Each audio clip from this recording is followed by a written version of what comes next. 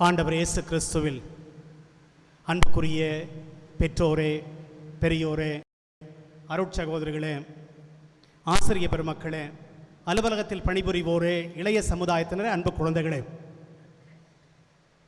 எபிரேய மொழியில் மிரியம் என்றும், லத்தீன் மொழியில மரியா என்றும், ஆங்கிலத்தில் மேரி என்றும்,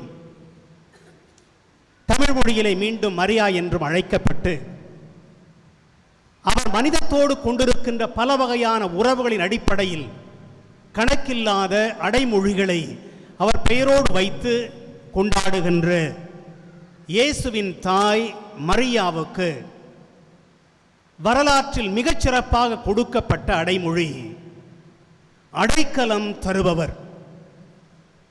அந்த அடைக்கல தாயாக இந்த திருக்கோவிலில் என்றுமே குடியிருந்து இங்கு வாழ்வோரையும் இதனை சுற்றி வாழ்வோரையும் நெருங்கி வருவோர் அனைவரையும் தனது பாதுகாவலில் வைத்து காக்கின்ற அந்த அன்னையின் விழாவை கொண்டாட கூடுகின்ற இந்த முதல் நாளில் அதே அன்னையினுடைய பரிந்துரை, பாதுகாப்பு, அருள், ஆசீர், உடனிருப்பு அனைத்தும் உங்கள் அனைவரோடும் இன்றும் என்றும் தங்கி உங்களை வாழ்விக்கட்டும் என்ற வார்த்தோடு இன்றைய இந்த இறைவார்த்தை பகிர்விற்கு உங்களை அழைக்கிறோம்.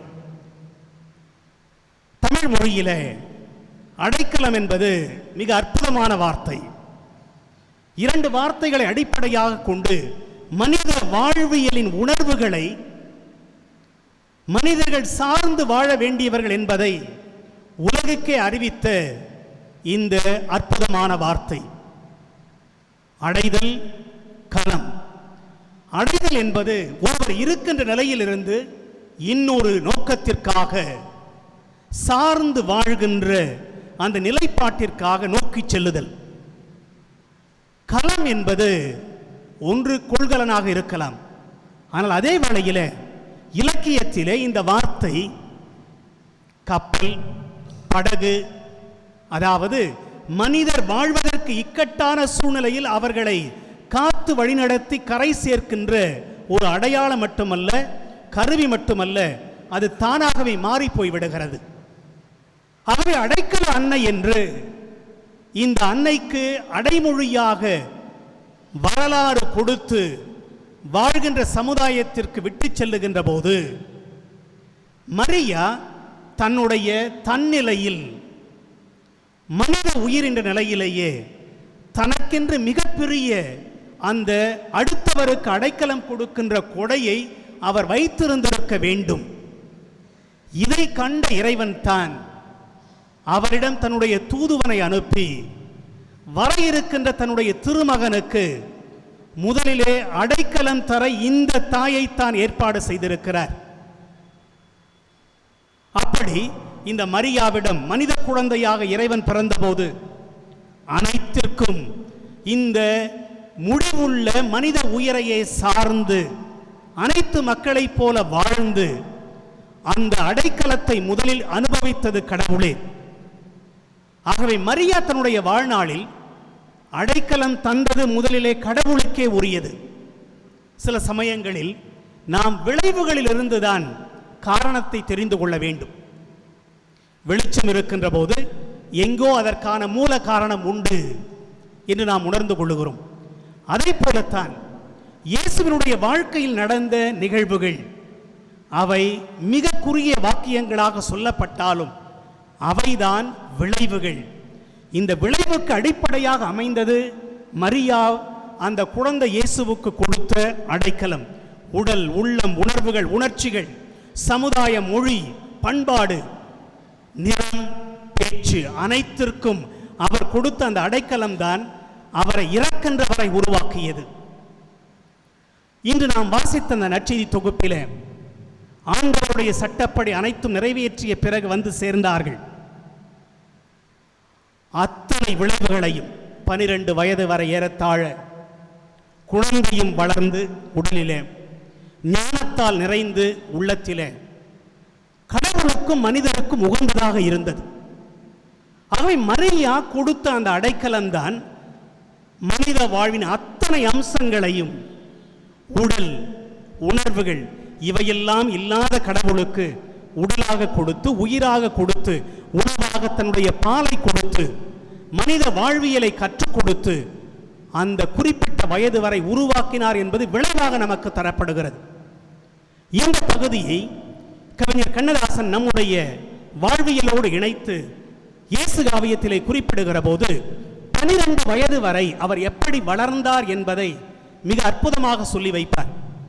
அதிலே நாம் கணிக்க வேண்டிய ஒன்று, தமிழ் மொழியின் அகர வரிசையை முதல் எழுத்தாக வைத்து அந்த ஒவ்வொரு வரியையும் எழுதியிருப்பார். பிறகு அந்த அகர வரிசை முடிந்த பிறகு மெய்யெழுத்தின் முதல் எழுத்தான இக்கு என்பதை பயன்படுத்தி அதே அகர வரிசையோடு சேர்த்து அடுத்த வரிகளை எழுதியிருப்பார். அவர் சொன்ன அந்த வரிகளை உங்களுக்கு விளைவுகளுக்காக அப்படியே வைக்கிறேன். அடுத்தவரிடத்து அன்பு காட்டியும், ஆடல் பாடல் அணுகாதிருந்தும், இழந்தோரிடத்து இரக்கம் மிகுந்தும், ஈகை உதவி இதயம் விரிந்தும், உறவோரிடத்து உள்ளன்பு வைத்தும், ஊரார் புகழ இயல்புற வாழ்ந்தும், எங்கும் தந்தை எதை சொன்னாலும் ஏற்று முடித்து இயல்புற வாழ்ந்தும், ஐயம் தீர்க்க ஆசானை அணுகியும்,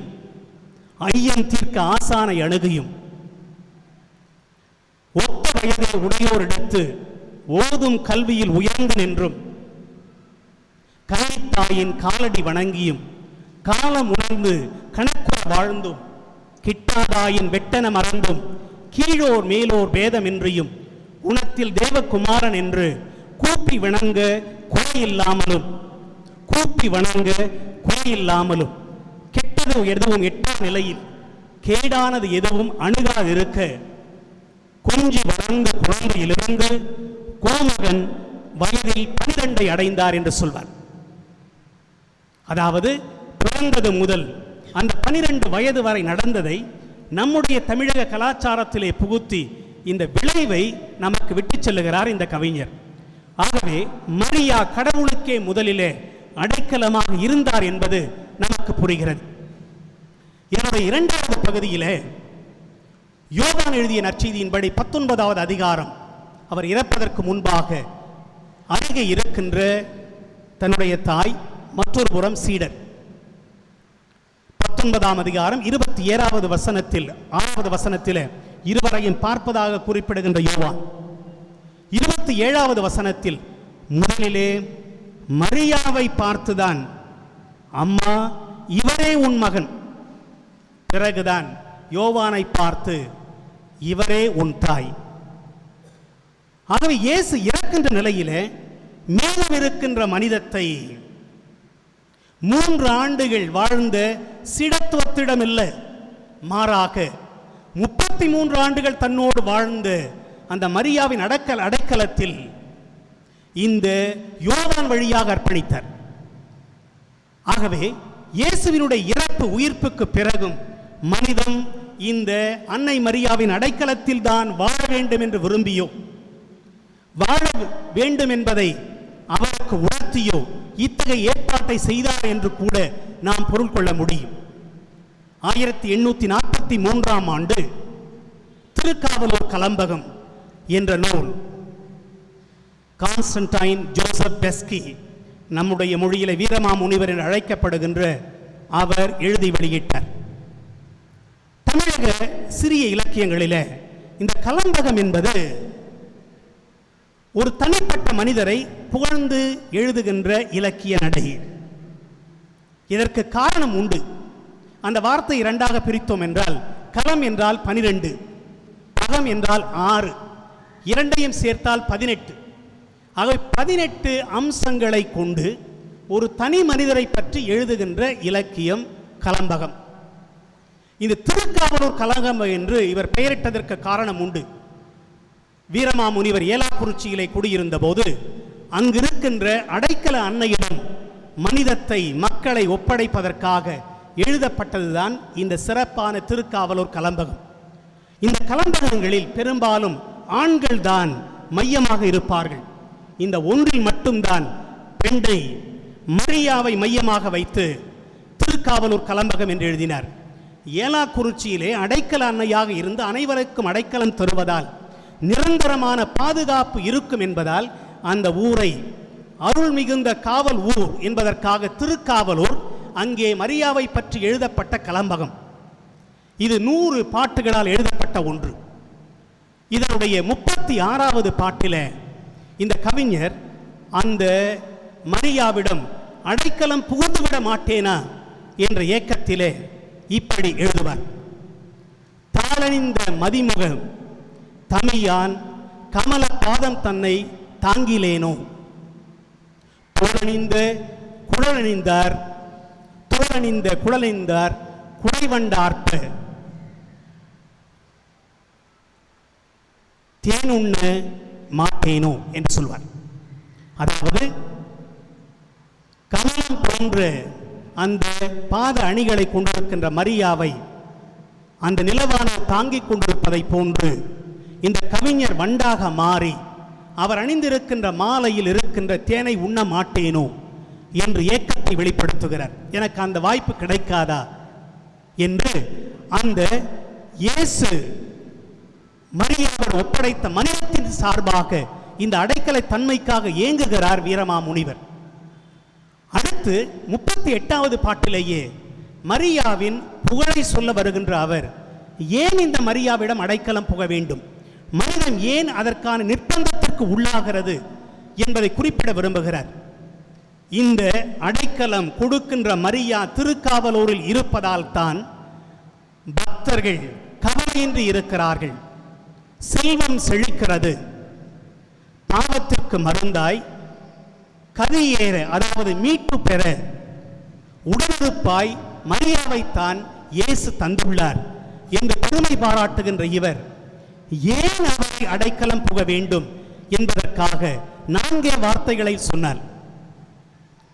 கரையவள், கரியவள், கனிவினள், கடையிலால் பூவடி தன்னை நாள்தோறும் தொழுவீரேன்.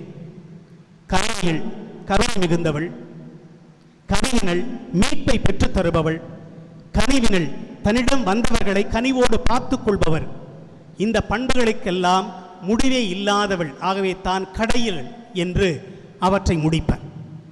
இப்படி இந்த கவிஞர் ஏக்கத்தோடு பார்த்து மனிதன் ஏன் செல்ல வேண்டும், இந்த அடைக்கலத்திற்கு ஏன் புக வேண்டும் என்று குறிப்பிட்ட பிறகு இந்த அடைக்கலம் புக நமக்கு சாதகமாக இருப்பது கருவியாக இருக்கின்ற அன்னை மரியா தன்னுடைய கரத்திலே வைத்திருக்கின்ற அந்த ஜெபமாலையை பார்க்கிறார் வீரமாமுனிவர். அந்த ஜெபமாலை தான் நாம் அவரை அணுகுவதற்கான வழி. அணுகிவிட்ட பிறகு அனைத்தையும் அவர் பார்த்துக் கொள்வார் என்ற கணிப்பிலே இந்த ஜெபமாலையினுடைய சிறப்பையும் அதிலே சொல்லி வைத்தார். 65வது பாடலிலே இப்படி சொல்வார். எளியவருக்கு இறங்கி கதியேற, எளியவருக்கு இறங்கி கதியேற வானோர் இட்ட வடமோ, தெளிவிலா தீவினை கொய்தெறிய பாசமோ, தேவர் அருளால் களி மண்ணுயிர்க்கெல்லாம் பிணைக்கின்ற தலைகொலோ என்று முடிப்பார். அதாவது அந்த ஜெபமாலை மனிதர்களாகிய நாம் மரியாவிடம் அடைக்கலம் புகுகின்ற போது கடையேறுவதற்காக விண்ணிலிருந்து நமக்கு கொடுக்கப்பட்ட வடம், மிகப்பெரிய கயிறு. அடுத்து நம்முடைய பாவத்தீவினைகளை தகர்த்தெறிகின்ற அந்த பாசம். 3வது இந்த ஜெபமாலை தான் மனித உயிர்களை எல்லாம் ஒன்றிணைக்கின்ற மிகப்பெரிய பிணைப்பு என்று குறிப்பிடுவார். ஆகவே கடவுளுக்கே அடைக்கலம் கொடுத்த இந்த மரியா மனிதத்திற்கு அடைக்கலம் கொடுக்க இயேசுவினால் நமக்கு வாய்ப்பளிக்கப்பட்ட அந்த மரியா அவருடைய பணியை சிறப்பாக செய்தார் என்பது இந்த இலக்கியத்திலிருந்து நமக்கு தெளிவாகிறது. இவற்றை இரண்டையும் வைத்து பார்க்கின்ற போது இந்த திருக்கோயில் பேறு பெற்றது. நாம் இந்த திருக்கோயிலுக்குள் வர பேறு பெற்றவர்கள். ஆகவே இந்த இலக்கியவாதிகள் தன்னுடைய வாழ்க்கையில் உணர்ந்து எழுதியிருக்கிறார்கள் என்றால் நிச்சயமாக நாமும் அதற்கு விதிவிலக்கு அல்ல. இந்த ஜெபமாலையை பயன்படுத்தி அன்னை மரியாவிடம், இந்த கோயிலில் இருக்கின்ற அன்னை மரியாவிடம் அடைக்கலம் புகுகின்ற போது நாம் அனைவரும் எல்லாரையும் விட பேறு பெற்றவர்கள் என்பது ஒருபுறம் இருக்க, நாம் வாழ்வதற்காக இறைவன் கொடுத்த மிகப்பெரிய கொடை.